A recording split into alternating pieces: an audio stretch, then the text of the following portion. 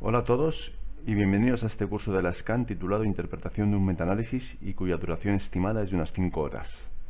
El índice del curso, bueno, pues voy a empezar haciendo una breve presentación de quién soy yo y luego ya vamos a entrar en materia, vamos a ver lo que es una revisión sistemática, luego vamos a ver los pasos a seguir para realizar un metaanálisis, los tipos de metaanálisis, si es escala multiplicativa o escala aditiva, luego ya propiamente dicho lo que es la interpretación de un metaanálisis, vamos a ver lo que es la heterogeneidad, si tenemos que utilizar un modelo de efectos fijos o efectos aleatorios, y el gráfico principal del metaanálisis, que es el forest plot. Por otra parte, vamos a ver lo que se denomina un análisis de sensibilidad, y también vamos a analizar el sesgo más importante en un metaanálisis, que es el sesgo de publicación, y que se ve o se analiza a través de un gráfico que se llama funnel plot. Y luego, por último, vamos a hacer una serie de cálculos vamos a hacer unas prácticas con una hoja de cálculo, un OpenCal o un Excel. Bueno, en primer lugar, mi nombre es Jesús María González, soy licenciado en Ciencias Matemáticas por la Universidad del País Vasco y doctor por la Facultad de Economía, Empresa y Turismo de la Universidad de Las Palmas. Y físicamente estoy en la unidad de investigación del Hospital Negrín. Bueno, pues sin más, vamos a empezar esta primera parte, que es un poco una parte teórica, es quizás un poco la parte más aburrida del curso, pero es necesaria, es una especie de introducción para ver luego lo que es propiamente el metaanálisis. Entonces vamos a empezar con lo que es una revisión sistemática. Decimos que los artículos de revisión de la bibliografía son necesarios para poder acceder de modo sintético, eficiente, organizado y actualizado a la abundante información que se va generando continuamente debido a la investigación biomédica. Pues os podéis, por poner un ejemplo que hoy en día está muy de moda, os podéis imaginar toda la investigación que se ha ido desarrollando durante los últimos meses a través de o debido a la COVID. Por poner un ejemplo de PubMed, que me imagino que es un portal que muchos conocéis, PubMed dice que tiene más de 30 millones de citaciones. ¿Qué pasa? Que analizar esos 30 millones de citaciones pues es prácticamente imposible. Entonces, las revisiones sistemáticas son investigaciones científicas en las cuales la unidad de análisis son los estudios originales primarios. Es decir, una revisión sistemática es como el análisis de varios estudios individuales, a partir de los cuales se pretende contestar a una pregunta de investigación claramente formulada mediante un proceso sistemático y explícito. Está claro que una de las cosas más importantes en investigación es que haya una pregunta de investigación, o sea, ¿qué es lo que estamos demostrando o qué es lo que queremos demostrar? A la revisión sistemática se le considera una investigación secundaria porque es una investigación sobre lo investigado, que decimos que son esos estudios originales. También decimos que es una herramienta principal para sintetizar toda la información científica que hay, para incrementar la valía de las conclusiones. No es lo mismo que haya un estudio que diga que el fumar provoca cáncer, que haya 1000 estudios que digan que el fumar provoca cáncer. Y luego también identificar aquellas áreas de incertidumbre donde sea necesario realizar o ampliar la investigación. Y luego, por último, son imprescindibles para la práctica de una medicina basada en la evidencia. Seguimos. Las revisiones sistemáticas sintetizan los resultados de investigaciones primarias. Y lo ideal es que estas revisiones sistemáticas limiten el sesgo y el error aleatorio. Estas estrategias incluyen búsqueda sistemática y exhaustiva de todos los artículos potencialmente relevantes, es decir, todos los artículos que investiguen más o menos las mismas cosas. La selección de estos artículos mediante criterios explícitos y reproducibles de los artículos que sean incluidos finalmente en la revisión, es decir, tenemos que seleccionar pues más o menos artículos que sean más o menos similares, pues misma población diana, mismos efectos adversos, etcétera, más o menos similares tipo de pacientes, etcétera. Luego, descripción del diseño y de la ejecución de los estudios originales, la síntesis de los datos obtenidos y la interpretación de los resultados. Hombre, es ideal que en la medida de lo posible todos los estudios que analicemos pues tengan la misma medida de asociación, por decirlo así, pues que todos trabajen mediante o ratios o hazard ratios o riesgos relativos. Es lo ideal. Bueno, seguimos. La revisión sistemática es una herramienta de síntesis de información. No siempre es posible presentar resumidamente los resultados de estos estudios primarios. Cuando los resultados de los estudios primarios no se pueden combinar desde un punto de vista estadístico, decimos que es una revisión sistemática cualitativa. Y cuando podemos utilizar métodos estadísticos para combinar los resultados y poder dar un valor final, un valor ponderado, decimos que es una revisión sistemática cuantitativa o es un metaanálisis. Luego, los pasos a seguir para realizar un metaanálisis. Como ya hemos comentado, lo primero de todo es formular la pregunta de investigación. ¿Qué es lo que queremos investigar? Siguiente, tenemos que definir los criterios de elegibilidad de los estudios. ¿Qué estudios vamos a elegir? Pues los tipos de participantes, que sean más o menos similares en edad, sexo, localización, las intervenciones o exposiciones a comparar, los desenlaces, el outcome, si es el exitus o no es el exitus, etc. También el diseño del estudio, si son ensayos clínicos o ensayos aleatorizados, si es un estudio de cohortes, estudios de casos y controles, etc. Os recuerdo que los que tienen mayor validez de estos tres que estamos diciendo son los ensayos aleatorios o ensayos clínicos. Por otra parte, ¿dónde están localizados esos estudios? ¿De dónde hemos sacado esos estudios? Hombre, pues tenemos los más comunes, pueden ser las bases de datos electrónicas como PubMed o Medline, el registro en ensayos de la CROCAN, luego también tenemos bases de datos no cubiertas por la CROCAN, y por último también tenemos que tener en cuenta la búsqueda manual en revistas claves de la materia que queremos estudiar, libros de congresos, en fin, lo que se denomina un poco literatura gris, es decir, libros o fuentes de difícil acceso. Es decir, no solo nos vamos a fijar en PubMed o Medline o la CROCAN, sino también un poco lo que se denomina la literatura gris, para posteriormente intentar evitar lo que se llama el sesgo de publicación. Continuamos. La selección de los estudios. Ya que imaginar que tenemos ya 15 o 20 estudios seleccionados, vamos a hacer un siguiente filtro. Tenemos que comprobar la elegibilidad por 2 o más observadores. Es decir, de esos 15 o 20 estudios, pues que haya 2 o más observadores que crean que es conveniente introducir dicho estudio en el metaanálisis. Establecer un algoritmo para resolver desacuerdos. ¿Qué pasa cuando un investigador dice que se incluye y otro investigador dice que no se incluye? Y mantener un elenco de estudios excluidos y las razones de su exclusión. Por último, o a continuación, tenemos que valorar la calidad de los estudios seleccionados. Considerar si pueden valorarla independientemente 2 o más evaluadores. Es decir, lo ideal es que contra más gente opine lo mismo, pues mejor. Usar una lista de requisitos que se exigen. En los ensayos clínicos, tenemos que evaluar el enmascaramiento de la asignación y el manejo de las pérdidas durante el seguimiento. Esto es importante. Y en los estudios observacionales, como puede ser un estudio de cohortes, valorar siempre el control de la confusión y los sesgos de selección, que también es muy importante. Luego ya, finalmente, la extracción de los datos para el metaanálisis. Diseñar y pilotar el formulario para la recogida de datos de cada estudio. Autores, fechas de publicación, tipo de estudios, ¿no? Lo que decimos, casos, controles, cohortes, y las estimaciones, la medida de asociación, si es una odds ratio, hazard ratio o riesgo relativo. Lo ideal es que todos los estudios tengan la misma medida de asociación, sea cualquiera de esas tres. Es lo ideal, pero aunque no siempre va a ser así.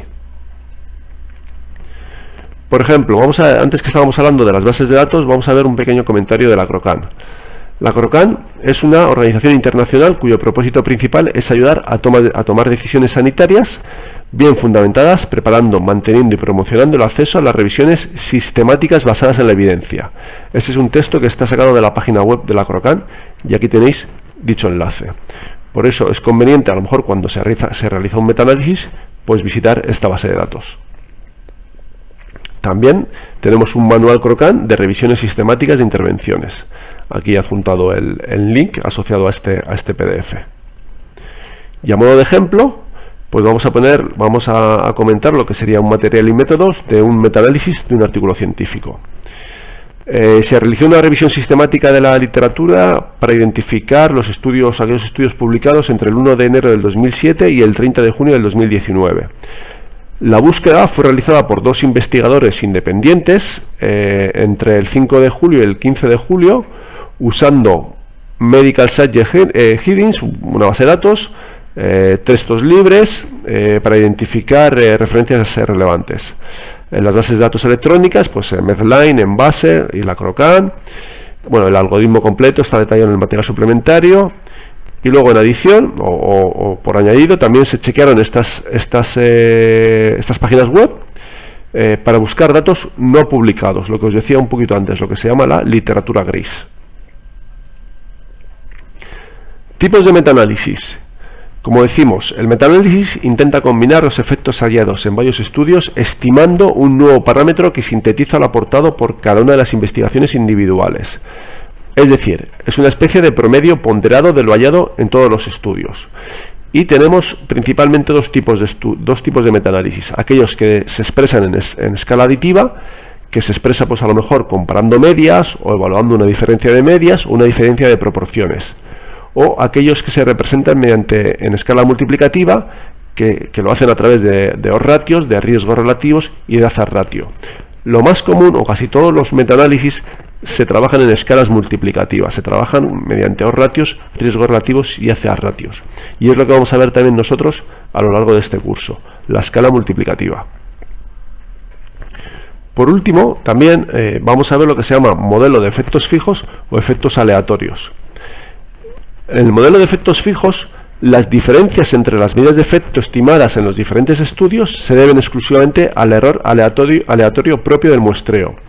Es decir, es como si todas las muestras serían de una única población donde hay un único parámetro. Es decir, los datos serían más homogéneos. Por otra parte, un modelo de efectos aleatorios se asume que los diferentes estudios incluidos en el metaanálisis son una muestra aleatoria de varias poblaciones hipotéticas de estudios. Simplemente aquí lo que vamos a tener es que los intervalos de confianza van a ser más amplios y los datos van a ser más heterogéneos. Es decir, esto es como si cogemos una muestra de una población y aquí, por decirlo así, tenemos varias poblaciones y cogemos varias muestras o una muestra de cada una de las poblaciones. En efectos fijos hay datos más homogéneos y en efectos aleatorios hay datos más heterogéneos. Los datos van a ser más distintas. Ambos métodos solo difieren en su esquema de asignación de pesos, lo que sería la media ponderada a cada estudio. No va a haber mucha diferencia cuando hagamos un metaanálisis de efectos fijos y efectos aleatorios en cuanto a un valor numérico. Pero sí que va a haber cosas a tener en cuenta o para diferenciar.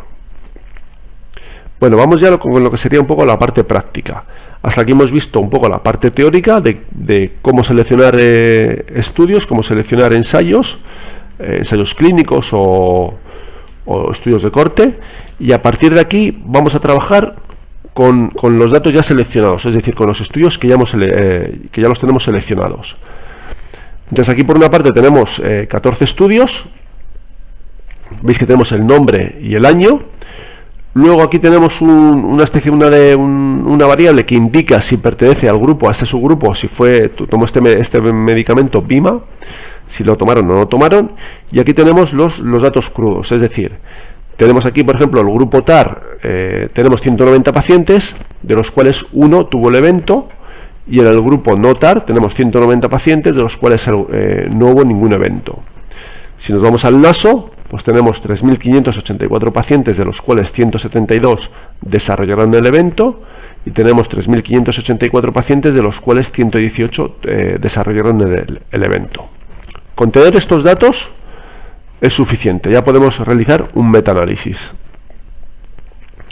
También vale si en lugar de tener los datos crudos, como hemos dicho, como serían estas 4 columnas, tenemos la medida del efecto, lo que sería el riesgo relativo o el odds ratio y sus respectivos intervalos de confianza. ¿Cómo calcular un riesgo relativo a partir de los datos crudos? Pues de forma muy fácil.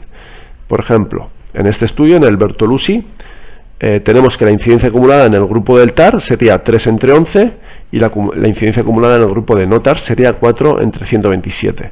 Por lo tanto, el riesgo relativo es el cociente de las dos incidencias acumuladas, lo cual nos da un resultado de 0,73. Entonces, con este riesgo relativo y su intervalo de confianza, también partimos de las condiciones ideales para poder realizar un metaanálisis. ¿Qué pasa como curiosidad en este ejemplo que hemos tomado? Si yo calculo el riesgo relativo de este primer estudio, estaría dividiendo 1 entre 190 y 0 entre 190. 0 entre 190 es 0, y si cuando dividimos algo entre 0, eso da infinito.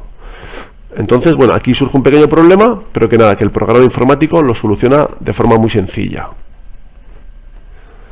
Entonces, veis que estos son, bueno, en primer lugar, el gráfico completo sería un forest plot, que es el gráfico que se asocia a un metaanálisis. O sea, aquí tenemos toda la información. Entonces, ahora vamos a ir analizando paso a paso toda la información que aparece en este forest plot.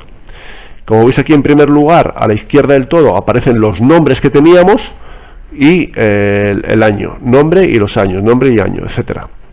Luego, a continuación, que está marcado en rojo, aquí tenemos los datos numéricos que hemos introducido nosotros. El 1, 190, 0, 190, 4, 520, 1, 260. Y luego aquí abajo del todo aparece la suma de todos los eventos.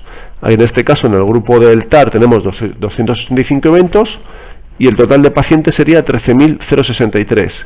Y en el grupo notal tenemos 220 eventos y el número de pacientes totales sería de 12.827.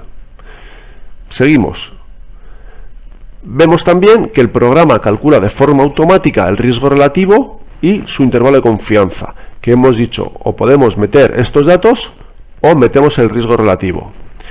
Si veis, el riesgo relativo que calcula el programa es idéntico a lo que nosotros teníamos calculado en la hoja Excel, salvo para el primer registro, que nosotros decíamos que era infinito porque estábamos dividiendo en tercero, y entonces el programa lo que le hace de forma automática es ponerle un valor de 3. Estos son cálculos internos que hace el programa estadístico y no tenemos que darle mayor importancia. Recordar, si el odds ratio o si el riesgo relativo odds ratio y hazard ratio es mayor de 1, significa que la exposición es un factor de riesgo, la exposición es mala. Si el riesgo relativo odds ratio hazard ratio es menor que 1, significa que la exposición es un factor protector, la exposición es buena. Y si el odds ratio, el riesgo relativo, perdón, odds ratio o hazard ratio es igual a 1, significa que la exposición es indiferente. Estas tres medidas son medidas de asociación entre dos variables cualitativas. Si es mayor que 1, factor de riesgo; menor que 1, factor protector; igual que 1, es indiferente. Y vamos a ver qué pasa con los intervalos de confianza. Vamos a interpretar los intervalos de confianza.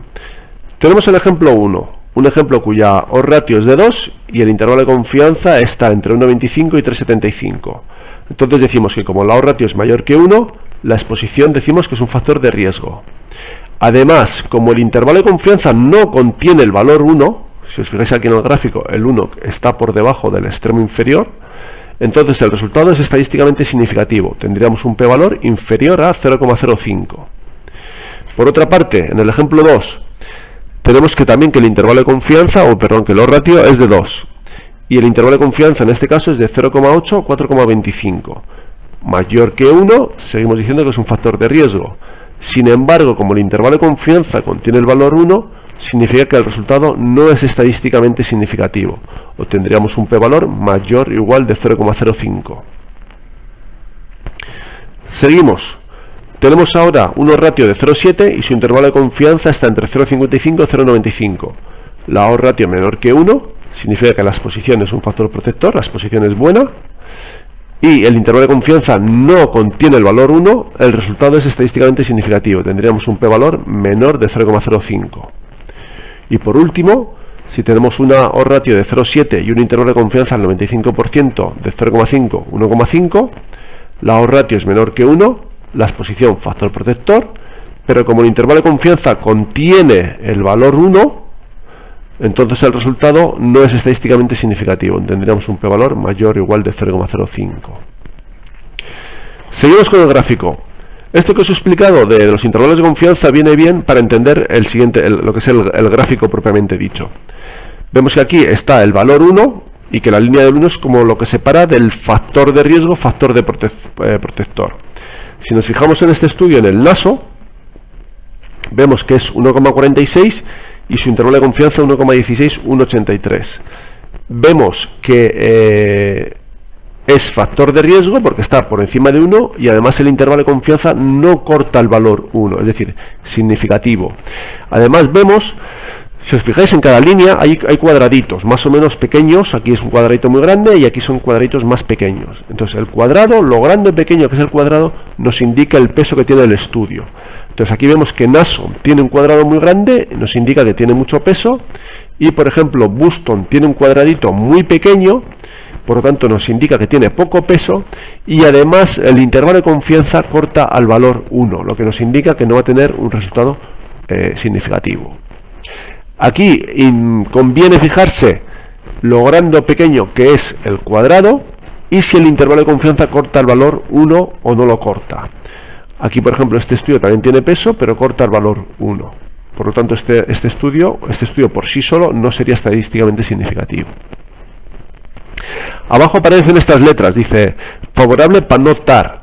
Hemos dicho que si es a partir de 1 sería factor de riesgo para TAR. Entonces es lo mismo decir factor de riesgo para TAR que es bueno para no TAR, o no TAR es un factor protector. Del mismo modo que aquí hemos dicho que por debajo de 1 el TAR es un factor protector, pues por eso pone aquí que es favorable a TAR. Menor que 1 factor protector es favorable para TAR, encima de 1 factor de riesgo no es bueno para TAR, pero sí es favorable entonces para no TAR. Si fumar es malo, no fumar es bueno. Pues esto sería lo equivalente, esto sería favorable a no fumadores y aquí sería favorable para los fumadores, teniendo en cuenta que el fumar pues se presupone que es un factor de riesgo. En estas dos últimas columnas se presentan el peso de cada estudio. Tenemos un peso para los factores fijos y un peso para los factores aleatorios. No suele haber mucha diferencia entre el peso de factores fijos y aleatorios. No son iguales, pues aquí tenemos un 53, aquí un 57, aquí un 13 y aquí un 10, pero bueno, tampoco suele haber unas grandes diferencias. Bueno, perdón, se me ha olvidado. Este peso, el peso que aparece aquí, está asociado con el tamaño del cuadrado. Si os fijáis aquí, este estudio, el Naso, tiene un gran peso, su cuadrado es grande. El siguiente estudio, el Tatoulis, tiene también un peso importante, tiene un cuadradito también grande. Y lo mismo pasa con el Raja. Es el 13%, tiene un cuadrado que bueno, más o menos se ve. Sin embargo, el Grishaber tiene un peso pequeñito y eso está representado en su cuadradito, que también es muy pequeño. Entonces los pesos están asociados con el tamaño del cuadrado. Continuamos. Tenemos aquí una línea de heterogeneidad, donde aparece un I cuadrado que pone 0% y un Chi cuadrado con 13 grados de libertad. Bueno, esto no es muy importante, con el 6,64 y el p-valor que sí ya es un poquito más importante, un 0,92. Vamos a ver a continuación qué es esto de la heterogeneidad. Bueno, con la heterogeneidad lo que hacemos es un contraste de hipótesis. Decimos que la hipótesis nula es que los resultados de los estudios son similares entre sí, es decir, si todos los estudios son más o menos similares entre ellos, o si los resultados de los estudios son distintos entre sí. Entonces, cuando la hipótesis nula es verdad, vamos a combinar los resultados en una única estimación, además que sería de efectos fijos. Y si tenemos heterogeneidad, es decir, rechazamos la hipótesis nula y decimos que los resultados de los estudios son distintos entre sí, presentaríamos los resultados de forma separada. Pero además, bueno, vamos a ver luego, en este caso tenemos un p-valor de 0,92, mayor de 0,05 o 0,10, por lo tanto aceptamos la hipótesis nula de que no existe heterogeneidad. También conviene calcular el valor de I cuadrado, que en este caso es del 0%. Entonces decimos que el 0% de la variabilidad entre los estudios se debe a la heterogeneidad. Dicho en otras palabras, decimos que no hay heterogeneidad y que lo comprueba o lo confirma el p-valor que hemos calculado aquí, 0,92, que es mayor de 0,010 y de 0,05. Cuando el I cuadrado es igual a 0, decimos que hay una homogeneidad excelente. Hasta el 25% decimos que hay una heterogeneidad baja. Hasta el 50% decimos que hay una heterogeneidad moderada y a partir de aquí empezaríamos ya a hablar de efectos aleatorios o de presentar los resultados a través de efectos aleatorios y hasta el 75% pues ya es una heterogeneidad alta o muy alta. Por lo tanto decimos que asumimos heterogeneidad cuando el p-valor, este p-valor que aparece aquí es menor de 0,05 o el I cuadrado que aparece aquí es mayor del 50%. Normalmente suelen estar más o menos asociados. Si aquí tenemos un I cuadrado alto, cercano a lo mejor al 100%, al 90 o al 80%, es muy probable que el p-valor asociado que aparece sea menor de 0,05. Pero además de esto, tenemos que analizar ¿por qué es debida a estas diferencias? ¿Es debido al diseño? ¿Es debido a la metodología?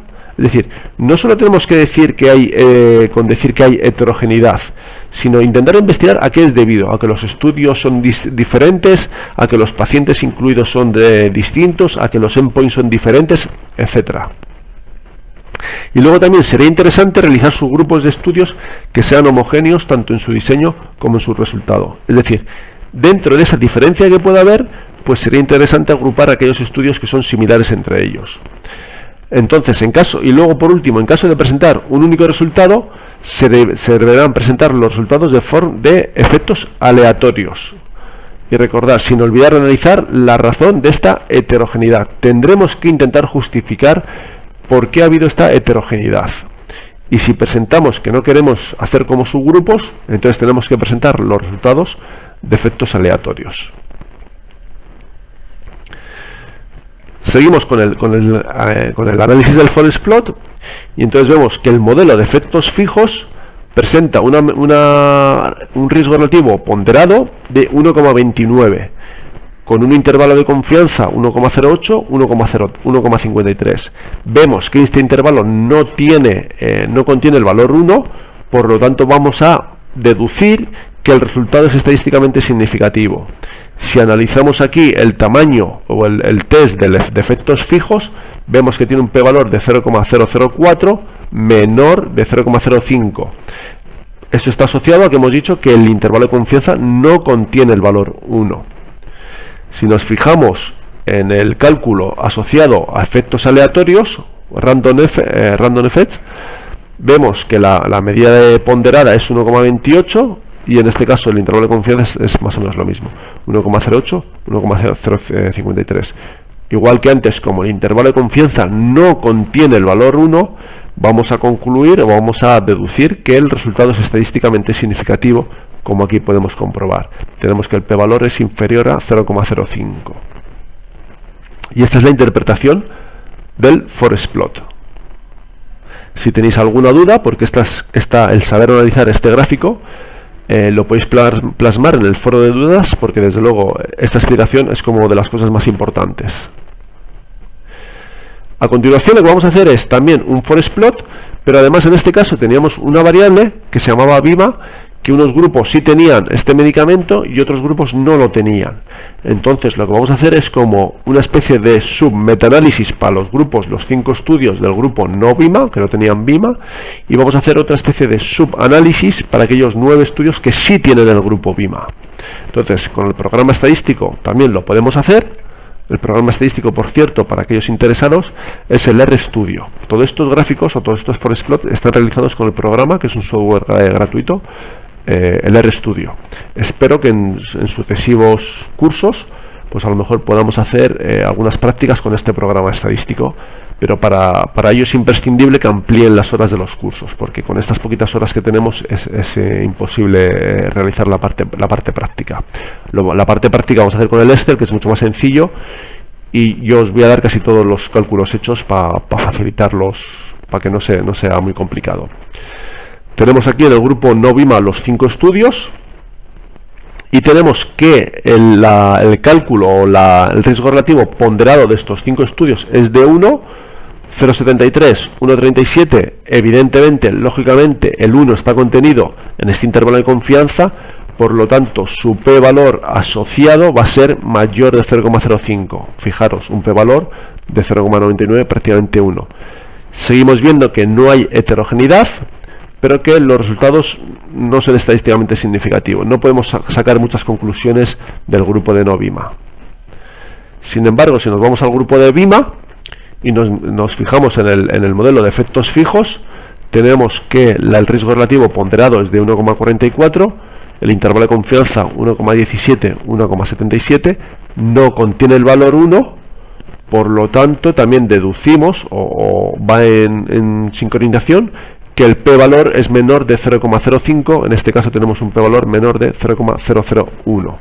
Seguimos viendo que no hay heterogeneidad, que es 0, por lo tanto tenemos un p-valor aquí de 1, que es mayor de 0,05.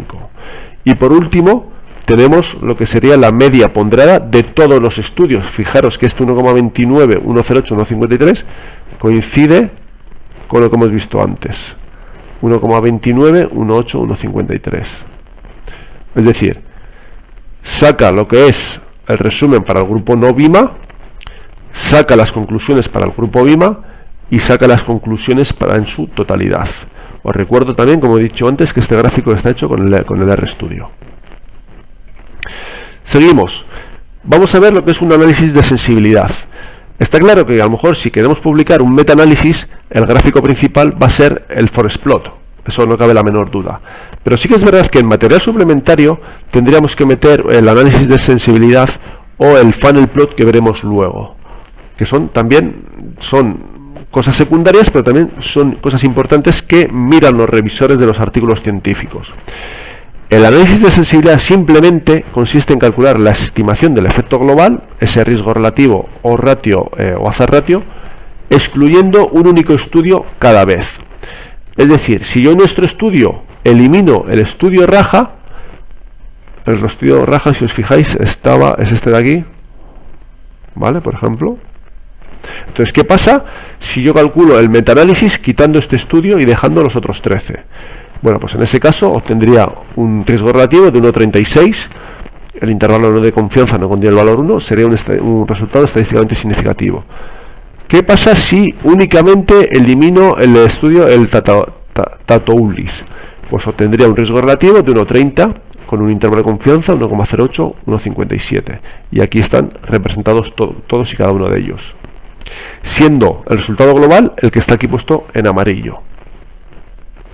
Si os fijáis, si yo elimino el estudio NASO, que es el que más peso tenía, el estudio, como era en nuestro estudio, el NASO era un factor de riesgo, al eliminarlo, pues se convierte o tiende a acercarse a 1, hacia factor protector. Bueno, es factor de riesgo porque está como encima de 1, pero veis que está como más desplazado que el resto, está como más hacia la izquierda, se acerca más al 1, entonces ya no sería tan factor de riesgo. Vemos que en este caso el intervalo de confianza corta el valor 1, por lo tanto, pues, si yo elimino del estudio, del análisis el estudio NASO, el resultado sería no significativo.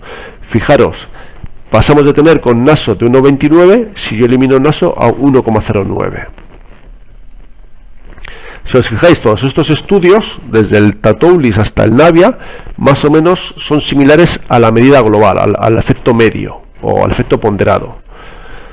Sin embargo, los otros dos estudios, el Raja y el NASO, los estudios varían un poquito. El estudio NASO, hemos dicho que es un factor de riesgo y además con mucho peso. Por lo tanto, si yo quito este estudio, ¿qué va a pasar con la medida global? Que se va a acercar al 1. Del mismo modo que si yo elimino el estudio Raja, que era un factor protector, además tenía un cierto peso, pues la medida ponderada va a ser todavía como más factor de riesgo. ¿Qué es lo que vemos aquí? Si eliminamos el Raja, más factor de riesgo, y si eliminamos el NASO, el resultado se acerca a 1. Entonces, este estudio de este análisis de sensibilidad también es interesante presentarlo, ya os digo, como material complementario en un artículo científico. Y lo ideal es que más o menos todos los estudios sean similares o eliminando cada uno de los estudios, el resultado sea más o menos similares.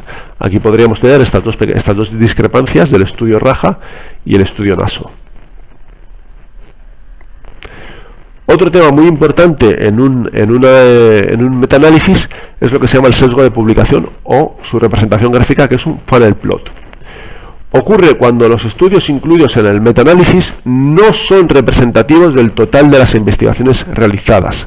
No se tienen en cuenta artículos que se publican en revistas menos conocidas o con resultados no significativos. Sí que es verdad que siempre tendemos a que aquellos estudios que no han obtenido resultados significativos, como a no tenerlos en cuenta, y no tiene por qué ser así. Entonces, la manera gráfica de representar un posible sesgo de publicación es mediante un funnel plot, que es un gráfico de embudo.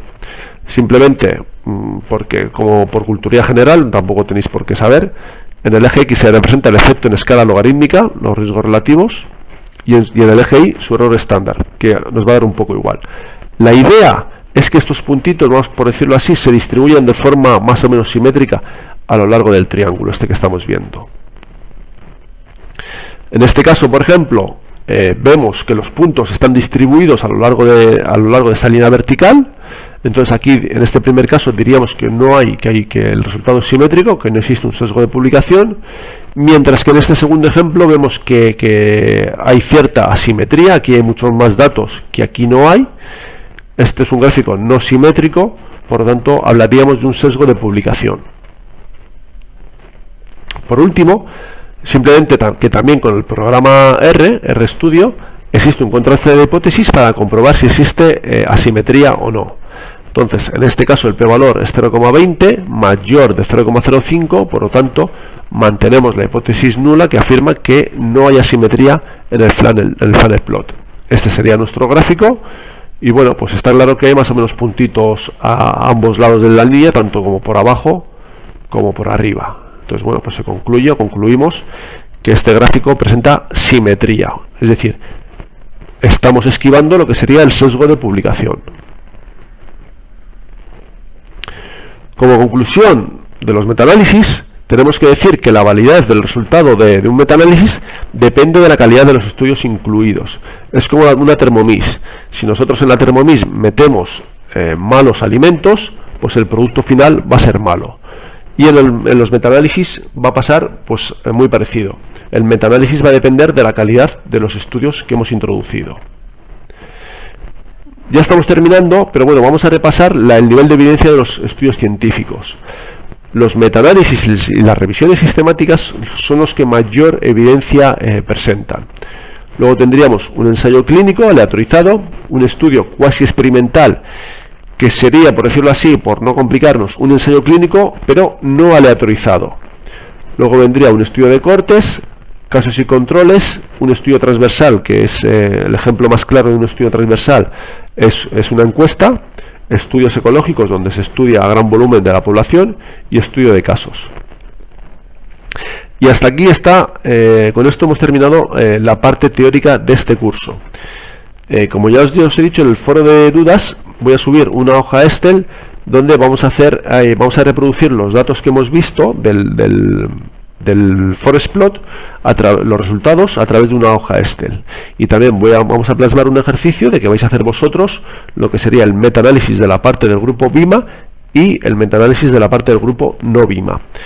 También os animo a plantear todas las dudas que tengáis, a plasmarla en el foro de dudas, o si tenéis vosotros algún metaanálisis que analizar, que tengáis por ahí en el cajón y que le queráis comentar, que lo plasméis en el foro de dudas. Entonces nos vemos con la hoja Excel. Muchas gracias y cualquier duda ya sabéis.